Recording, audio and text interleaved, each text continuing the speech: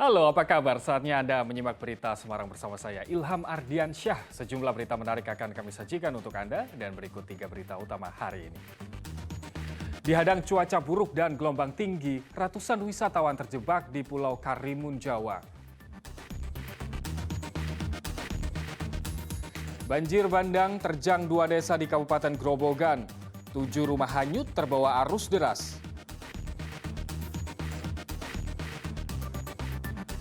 Kami juga akan menyajikan catatan akhir tahun, sejumlah kecelakaan tragis hingga berbagai bencana terjadi di Jawa Tengah sepanjang tahun 2022.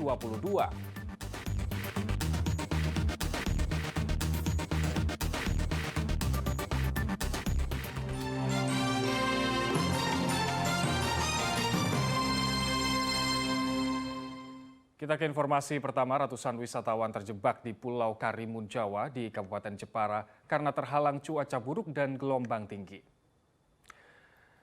Pada hari kedua Senin siang, sejumlah wisatawan yang terjebak terus bertambah. Posko pengaduan mendata sebanyak 356 wisatawan masih tertahan. 40 diantaranya adalah wisatawan mancanegara. Para wisatawan tidak bisa keluar dari Pulau Karimun, Jawa karena terhambat cuaca buruk dan gelombang tinggi hingga 2,5 meter selama 4 hari terakhir. Namun kondisi para wisatawan baik dan seluruh kebutuhan mereka tercukupi. Para wisatawan dijadwalkan akan dipulangkan pada hari Selasa dengan kapal Kelimutu dari Kumai. Laporan dari teman-teman Karimun Jawa ada sebanyak 356 wisatawan, 40 orang asing, baik dari Jerman, Belanda, Perancis. Insya Allah semuanya hari ini dalam kondisi sehat, tidak ada yang sakit dan semuanya tertangani dengan baik. Sebelumnya pada hari Senin, 319 wisatawan tertahan di Pulau Karimun, Jawa. 2 kapal penyeberangan, kapal feri Singinjai, dan kapal cepat tidak diperkenankan bersandar di Pulau Karimun karena kondisi cuaca dan gelombang tinggi. BMKG melarang kapal kecil berlayar karena gelombang mencapai 4 meter sehingga beresiko tenggelam.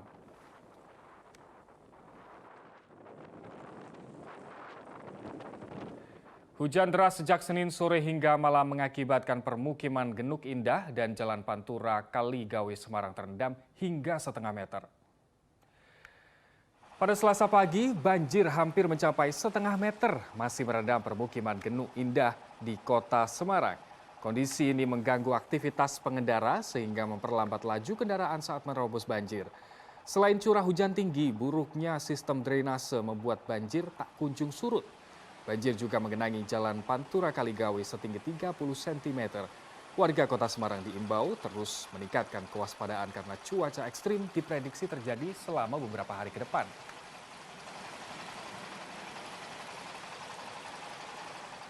Banjir pasca hujan deras juga mengenangi Jalan Singosari kota Semarang Senin malam. Ketinggian banjir antara 30 hingga 40 cm. Selain karena curah hujan tinggi, buruknya sistem drainase membuat genangan tak kunjung surut. Warga yang melintas harus memperlambat laju kendaraan agar tidak terperosok ke lubang.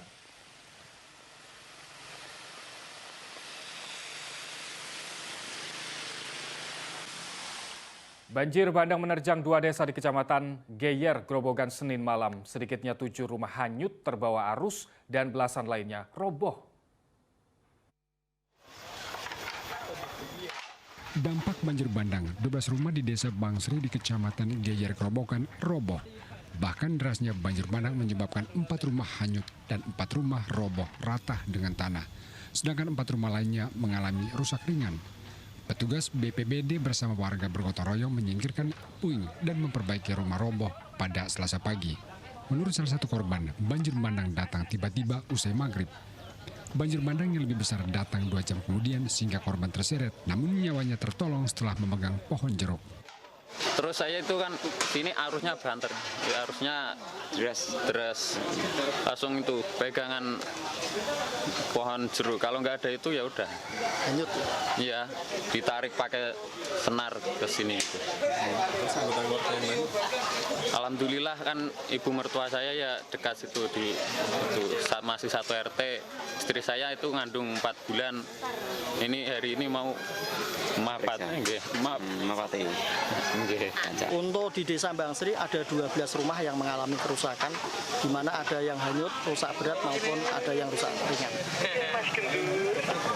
Untuk yang hanyut ada total 4 rumah, kemudian yang roboh ada sekitar 4 rumah juga, kemudian yang mengalami rusak sedang dan ringan ada beberapa rumah. Banjir bandang diduga akibat hujan deras di kawasan hutan sehingga sungai Peganjing meluap ke permukiman warga. Tidak hanya di Desa Bangsri, banjir bandang juga melanda desa tetangga, Desa Asem Rundung. Sebanyak 10 rumah terdampak, 3 diantaranya hanyut terbawa arus. Banjir bandang menurut warga datang tiba-tiba sehingga mereka tidak sempat menyelamatkan harta benda.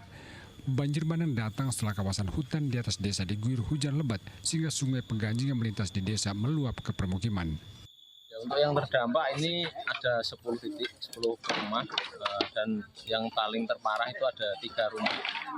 Karena roboh semua dan perabotan juga hilang semua. Jadi intinya 3 rumah itu hanyut terbawa arus semua.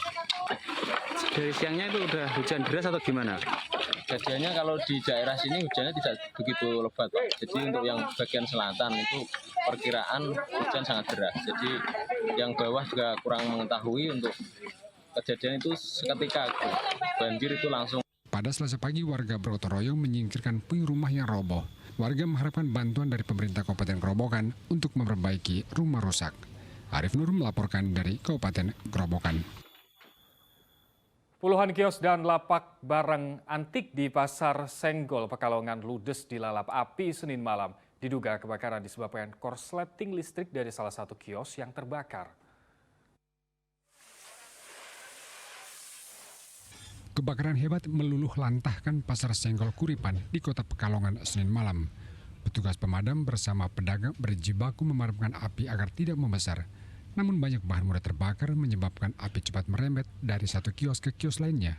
Akibat kebakaran, lebih dari 50 kios dan lapak barang loak ludes.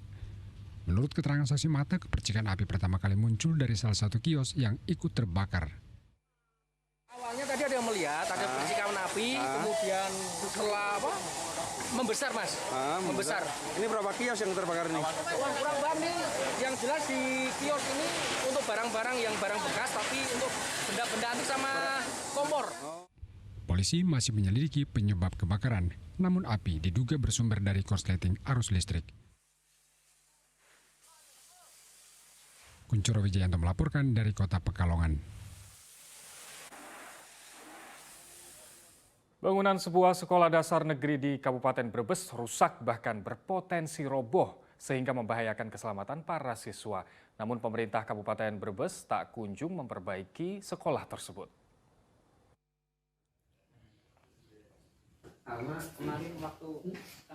Sudah 2 tahun, kondisi bangunan SD Negeri Kedunguter 03 di Kecamatan Brebes, Kabupaten Brebes sangat memprihatinkan. Dari 7 ruangan, 6 ruangan rusak parah termasuk ruang guru dan perpustakaan. Ruang perpustakaan bahkan tidak bisa digunakan lagi karena atap mulai ambruk. Sejumlah buku ikut rusak karena mulai terkena air hujan saat hujan turun beberapa hari lalu. Saat ini para siswa hanya menggunakan 2 ruang kelas secara bergilir. Namun kondisi ruangan juga tidak sepenuhnya nyaman karena kondisi tembok retak dan kaca jendela pecah. Menurut kepala sekolah, kerusakan sudah terjadi sejak tahun 2020 lalu pada salah satu ruang kelas. Karena tak kunjung diperbaiki, kerusakan terus meluas ke ruang lainnya.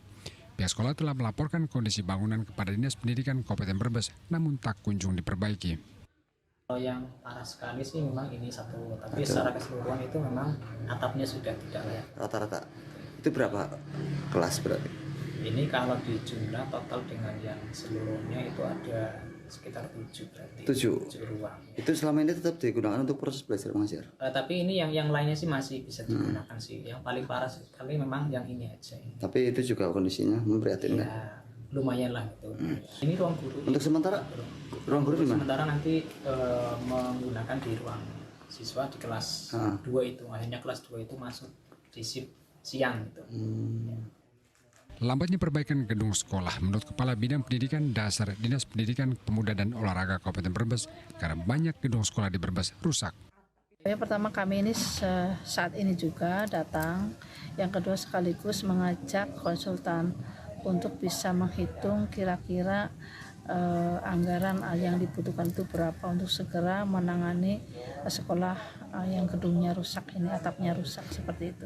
Tapi kemarin setelah kami konsultasi ke kementerian diberi peluang bahwa kekurangan untuk Brebes itu sendiri adalah pada kemampuan atau kompetensi para operator sekolah kita, sehingga upaya selanjutnya adalah untuk kalau di 2023 ini kita sudah terkunci ya, sudah terkunci, tapi kita akan buka peluang di 2024. Pada Senin siang, Kabid Pendidikan Dasar Pemkab Brebes meninjau kondisi sekolah yang membawa sejumlah konsultan untuk menghitung anggaran perbaikan. Sugiartono melaporkan dari Kabupaten Brebes.